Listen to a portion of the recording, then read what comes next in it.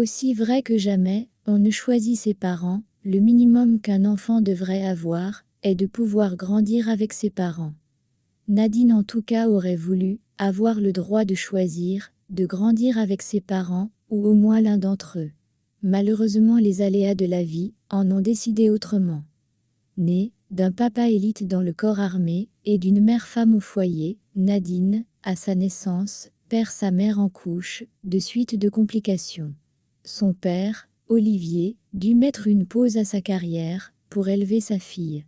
Seulement avec le brusque départ de sa femme, il ne se sentait pas la capacité de pouvoir fournir tout ce dont sa fille aurait besoin. Rapidement, avec le conseil de sa famille, prit une deuxième femme. Son choix se porta sur une femme qui apparemment avait tout pour plaire. Patiente, douce, maternelle et qui aimait à brandir sa fidélité. Le père de Nadine, rassuré de ce que la femme lui présentait, il n'eut aucune peine à lui confier Nadine, pour reprendre du service.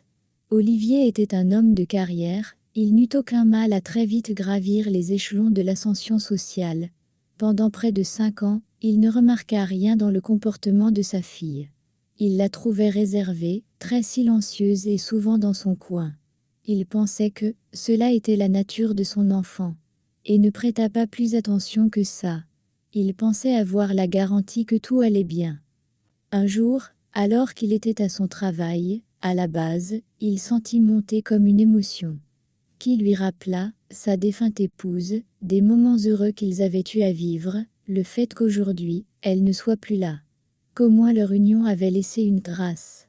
Il jeta alors un coup d'œil à la photo de sa fille posée sur la table de son bureau.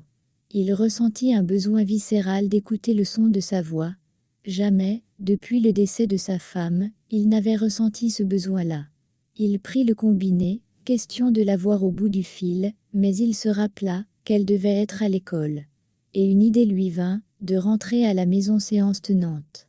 Saba se trouvait à 2 heures de route de chez lui, et cela faisait une semaine qu'il était en mission. À la normale il aurait dû prendre sa pause le lendemain. Mais, il prit une permission, et s'en alla, en chérissant l'idée que, pour une fois, il irait récupérer sa fille à son école. Sauf que lorsqu'il arriva à la porte de son établissement, le Virgile lui fit comprendre que, cela faisait 3 jours, que sa fille n'était pas venue. Qu'elle était régulièrement malade. Elle ne se présentait que, très rarement au cours. Cela résonna comme une sonnette d'alarme dans sa tête. Si vous êtes arrivé jusqu'ici, et que vous avez aimé, n'hésitez pas de me le faire savoir en commentaire, ou à me lâcher un pouce bleu. Au cas où, vous êtes nouveau, et que vous passez par là, abonnez-vous et activez la cloche de notification pour ne pas rater les prochaines publications. Merci. Sa femme lui avait pourtant rassuré encore ce matin, que l'enfant allait bien, et qu'elle était en train de s'apprêter pour l'école. Hier et avant-hier aussi. Il s'arrangeait à régir sa vie de règles et de principes. Soit, quand il était en mission, ils avaient comme routine d'appeler sa femme 2 fois par jour, au lever et au coucher.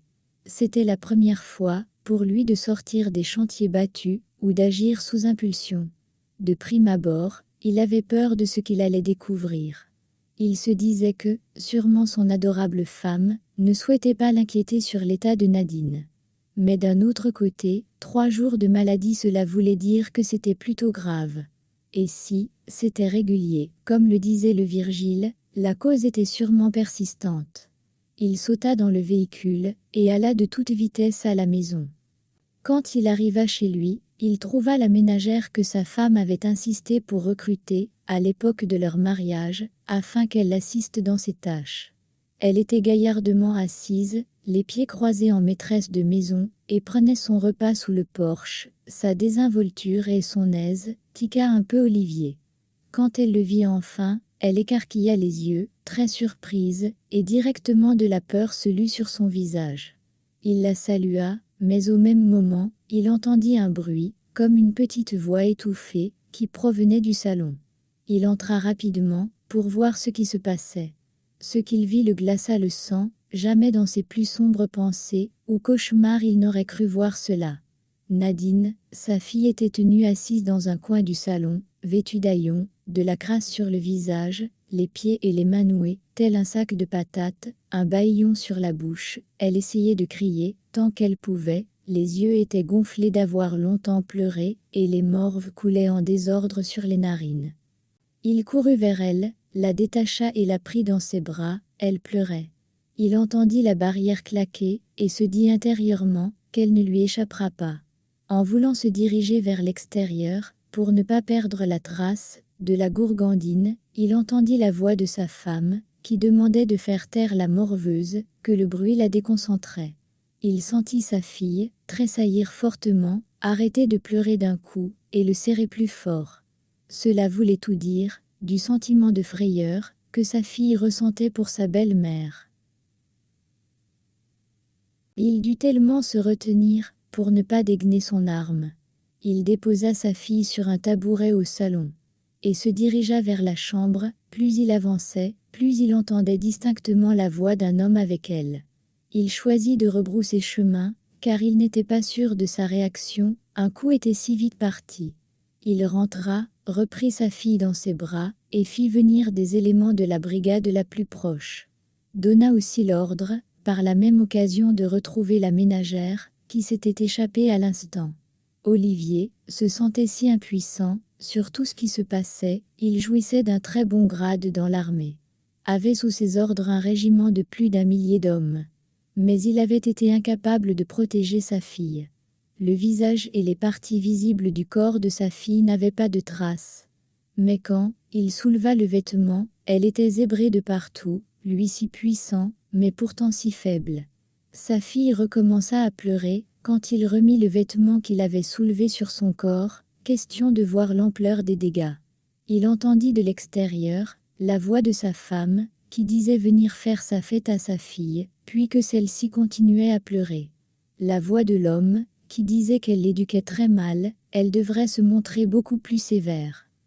Quand il entra pour les rejoindre au salon, sa femme et l'homme le vit et se figèrent. Les deux étaient en petite tenue. Olivier refusa d'imaginer quel théâtre était présenté dans sa maison en son absence. Pour sa femme, les larmes se mirent à couler, et elle se mit sur les genoux. L'autre homme, comprenant la situation, joignait juste les mains en signe de pardon. Des grosses gouttes de sueur coulaient sur le visage. Heureusement pour eux, que les éléments du corps armé firent leur entrée avec la ménagère rattrapée. Ils demandèrent les ordres. « Si vous êtes arrivé jusqu'ici, et que vous avez aimé, n'hésitez pas de me le faire savoir en commentaire, ou à me lâcher un pouce bleu. Au cas où vous êtes nouveau, et que vous passez par là, abonnez-vous et activez la cloche de notification pour ne pas rater les prochaines publications. Merci. » Olivier demanda de les mettre juste au frais, en attendant qu'il s'occupe d'abord de sa fille. Le petit monde partit. Lui, il alla à l'hôpital avec son enfant. Le diagnostic était tel que l'enfant avait des marques similaires à ceux d'une collision avec un engin à 2 roues. Olivier se promit d'avoir tous les détails de cette affaire. Mais pour le moment, il voulait juste que sa fille aille mieux. Il se sentait si coupable de son état. Sûrement que sa défunte femme se retournerait dans sa tombe en voyant ce qui arrivait à sa fille. Il voulait à penser que c'était elle qui l'avait guidé dans sa découverte. Sa fille endormie, sous perfusion, étant déshydratée et affamée, était gardée sous traitement et observation. Olivier se mit sur les genoux à son chevet et se mit à pleurer toutes les larmes de son corps. Il aurait pu ainsi perdre sa fille, sans rien se douter de ce qu'elle était en train de vivre. Olivier était dans une famille où les parents étaient déjà décédés, le seul membre proche qu'il avait été son unique sœur aînée. Il eut la présence d'esprit à cet instant de l'appeler, de lui expliquer la situation, et lui demanda son assistance auprès de sa fille. Montrant sa compassion, très vite elle vint le remplacer au chevet de Nadine. Olivier arriva à la brigade, et dans la salle d'interrogatoire, demanda d'abord à interroger la ménagère. Elle ne résista pas longtemps et passa très vite à table. Claire, sa femme, Pascaline la ménagère, étaient en fait des amies de longue date, et avaient fait les 400 coups ensemble. L'une comme l'autre, étaient garants de leur secret. Quand le chemin d'Olivier croisa celui de Claire, elles habitaient déjà ensemble. Elles avaient vu en cela une aubaine de ne plus payer de loyer, en étant blanchies et nourries. La seule zone d'ombre était la petite. Mais très vite, elles s'étaient rendues compte que Nadine ne nuirait pas à leur aise, puisque le père était tout le temps parti. Claire n'avait même pas eu besoin d'interrompre sa relation précédente. Ils avaient largement la possibilité d'être tout le temps fourrés ensemble. L'amant aussi profitait des largesses d'Olivier. Du coup, depuis bébé, Nadine subissait. Claire, comme Pascaline, n'ont lésiné sur aucun moyen pour faire vivre un vrai calvaire à sa fille. Elle ne lui faisait prendre un bain que quand elle le savait de retour. Elle était la plupart du temps sous sédatif, qu'elle introduisait dans sa nourriture, pour éviter de l'entendre. Elles ont tout fait vivre à sa petite fille, jusqu'à ce jour. Et le pire était que l'enfant avait ordre de se taire, quand elle a su parler, sous peine de tripler ses punitions. Elle veillait à la terroriser mentalement et physiquement. Olivier l'écoutait énumérer toutes les méthodes qu'elles utilisaient pour nuire. Il serrait les poings pour s'abstenir de bondir sur elle, et de lui faire sa fête. Un moment Olivier n'en put plus, et sortit prendre l'air à l'extérieur. Il se demandait comment il avait pu passer à côté de tout cela. Il se voyait rentrer à la maison, et la petite dormait, la plupart du temps. Jamais, il aurait pensé que ce qu'il voyait était qu'un mirage. Quand elle a commencé à parler même, à peine Olivier n'attendait le son de sa voix. La maison n'avait jamais été animée par ses cris, ses jeux, ou comme les autres enfants, courir et sauter partout. Il s'en était inquiété au début. Mais, Claire lui avait dit que l'on ne pouvait changer la nature de l'enfant, tout enfant venait avec sa nature, et son caractère, que la maturité de Nadine était innée, et devait être appréciée et félicitée. Olivier s'était même dit à cet instant que la présence de Claire dans sa vie était plus qu'une bénédiction. Et pourtant, Olivier s'arrangeait pour que jamais elle ne manque de rien, il les garantissait une vie bien au-dessus de la moyenne. Sa récompense était faire vivre le martyre à sa fille. Si cela n'avait dépendu que de lui, jamais il ne se serait remarié.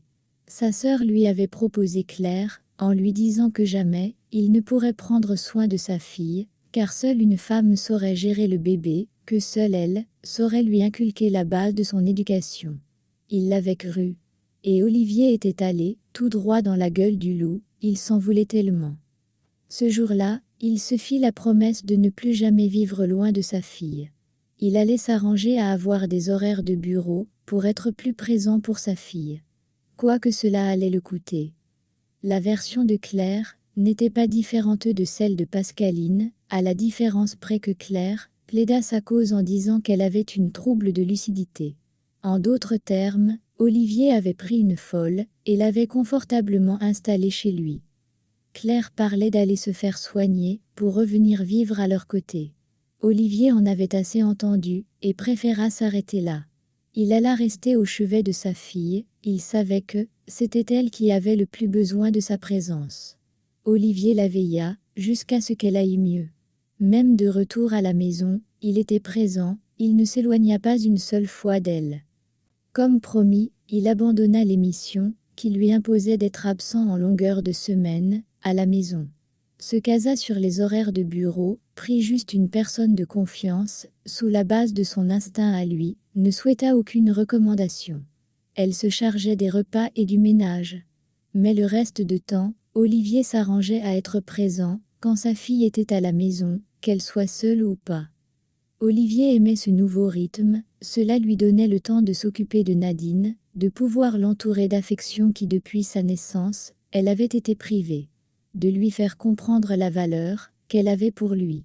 Entouré de la bienveillance de son père, de sa patience, de son amour, peu à peu, les plaies de Nadine se refermèrent, puis se cicatrisèrent. Elle s'avéra être une enfant pleine de vie, bruyante, et très intelligente. Bizarrement Olivier se rendait compte que plus elle avançait, plus elle avait fort caractère, elle savait s'imposer auprès de ses camarades, jamais ne se laissait faire. Des années plus tard, le rythme de vie d'Olivier eut un coup. Le fait d'avoir radicalement arrêté avec les missions, d'avoir essentiellement surfé sur les horaires de bureau, eut pour effet que, très vite il fut en manque de liquidité. Étant celui qui avait le mieux réussi, Dans toute sa grande famille, il devait prendre soin de tout le monde. Principalement de sa grande sœur, qui n'avait malheureusement pas eu un heureux ménage, et était divorcée, avec 3 enfants en charge, dont une fille et 2 garçons. Étant sensiblement dans la même tranche d'âge que Nadine, depuis toujours, il s'était toujours attelé à mettre sa sœur dans tout le confort possible. Olivier aussi se chargeait de la pension, l'habillement et la nutrition de ses neveux. Puisque sa sœur n'avait jamais eu de chance en affaires, après plusieurs tentatives infructueuses de lui ouvrir une boutique, Olivier s'était résolu à être présent, pour elle, en toute heure et en tout lieu. Sauf qu'au vu de la situation qui prévalait, l'argent venait à manquer, et il sentait les forces financières le lâcher. Il était temps pour lui que tout un chacun s'arrange à prendre son envol. Il fit donc part, à sa sœur, de sa décision. Mais celle-ci éclata en sanglots et le supplia de revoir sa décision. Elle ne pourrait jamais avoir l'indépendance financière qui lui permettrait d'assurer le confort dans lequel elle avait longtemps vécu avec ses enfants. Il lui fit comprendre que sa décision, il la prenait pour le bien de sa fille. Puis qu'elle s'était retrouvée, que lui-même il l'avait retrouvée, après ce qu'elle avait vécu, jamais plus il ne voulait la laisser. Cependant sa sœur lui avança un argument, qui des jours après sa discussion avec elle, lui trotta dans la tête. Elle lui demanda quel héritage il comptait lui laisser, si jamais il n'était plus là. Que si même, il arrivait qu'il la voie grandir, comment paierait-il ses études universitaires, pour lui garantir le meilleur des avenirs? Qu'en voulant trop la protéger, il était en train de l'exposer. Elle voulait lui proposer de lui confier Nadine, et comme ça, la sachant en sécurité avec son propre sang, il n'aurait plus à s'en faire, et pourra vaquer tranquillement, à travailler sur l'équilibre de sa famille. Tout de suite Olivier rejeta l'idée. Cela signifiait qu'il perdrait une fois de plus le contrôle sur sa fille. Il détestait cette idée-là. Depuis le temps qu'ils s'étaient retrouvés, il avait veillé à être au courant de tous ses faits et gestes. Il souhaitait, de tout son cœur qu'elle soit, et se sente en sécurité. Il s'était même promis de ne plus jamais se remarier, pour éviter tout amalgame. Un moment après, il eut une conversation avec sa fille, qui fit pencher la balance. Il lui demanda ce que plus tard, elle voulait devenir. Et, la petite lui dit le même travail que lui, ou membre d'élite de l'armée ou encore magistrat. Elle voulait côtoyer la loi de près. Elle avait assisté au jugement intégral de Claire et Pascaline, elle avait été témoin au procès, et avait assisté à la délibération du procès. Elle avait trouvé cela passionnant de les voir écoper d'une peine de 10 ans de prison ferme. Malgré qu'elle n'avait que 6 ans à l'époque, à 11 ans elle se souvenait de tout. Et parfois même s'amusait à parodier le juge. Son interprétation était amusante, mais se rapprochait au détail près de la réalité. Olivier comprenait bien que, l'un comme l'autre des choix de sa fille, demandait qu'elle soit parfaitement outillée pour le faire. Cela engrangerait forcément beaucoup d'argent. Quand il regardait à gauche à droite, il ne voyait personne qui allait lui filer un coup de main. C'était lui, le bras fort de sa famille, lui-même et son enfant ne pouvaient donc que compter sur lui. De plus au grand jamais, il ne souhaitait la laisser, sans héritage qui devrait lui permettre de construire aisément sa vie, et celle de ses enfants. Il n'avait pas d'autre choix que de se résoudre à revenir sur sa promesse. Olivier fit une fois de plus la pire erreur stratégique de sa vie, et confia sa fille de 11 ans à sa sœur aînée, croyant faire le bon choix, pensant agir pour le bien de sa fille, pensant que l'argent était la chose la plus importante qui pourrait garantir un avenir meilleur à sa fille, sans savoir qu'il n'existera aucun avenir sans présent. Il ignorait que, parfois c'est ton propre orteil qui perce ta chaussure. Merci d'avoir regardé. La suite de l'histoire sera dans la prochaine vidéo. Si vous êtes arrivé jusqu'ici, et que vous avez aimé, n'hésitez pas de me le faire savoir en commentaire, ou à me lâcher un pouce bleu. Au cas où vous êtes nouveau, et que vous passez par là, abonnez-vous et activez la cloche de notification pour ne pas rater les prochaines publications. Merci.